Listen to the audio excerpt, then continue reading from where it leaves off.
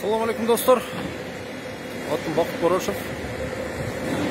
Алқы мезгілде билікке қаратта өзім айтқан критикама керке, фейктер, троллер, биліктен бақта қойғыштары, жана мен көз қарашым бойынша азырақ кітеп оқыған адамдар мен айтқан критиканы тура емес түшініп асылбады да. Daha bir жыл айтып қойын, бұл шығарылған айтылған критикалар ең башқы себебі бұл мемлекет өніксін, сол кемшіліктер көрбей қалбасын, пақта қойғыштар бір ғана жақсы жақтарын айтып отырғанда.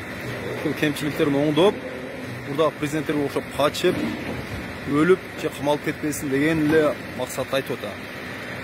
Сен өзің не қылдың, қолыңнан не келеді, блогер, аяқ дегендерге айтып қойын. Ошол біздің мен жетектеген ишкана Жалал-Абад ЖБ.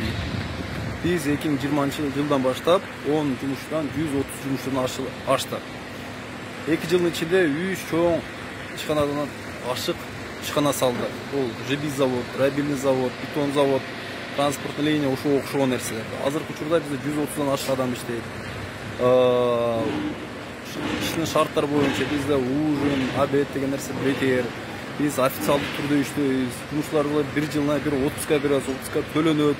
Жакшы жумушчуларыбызды жылына 10 жумушчубузду курортторго жөнөтөбүз. Быйыл Түркияга эң жакшы иштеген жумушчубузду үй бүлөсүнөн келтирдик. Андан сырткары соодабызды 1%-ын кайрымдуулук катары чыгарып турабыз. Бул 3 тармакка бөлүнөт. Биринчи билим берүү системасына, экинчи медициналык, үчүнчүсү садик, падик ошол нерселерге бөлөбүз. Ошондуктан кимде ким мага критика айтса, мынакей мен ушундай нерселерди кылып атабыз.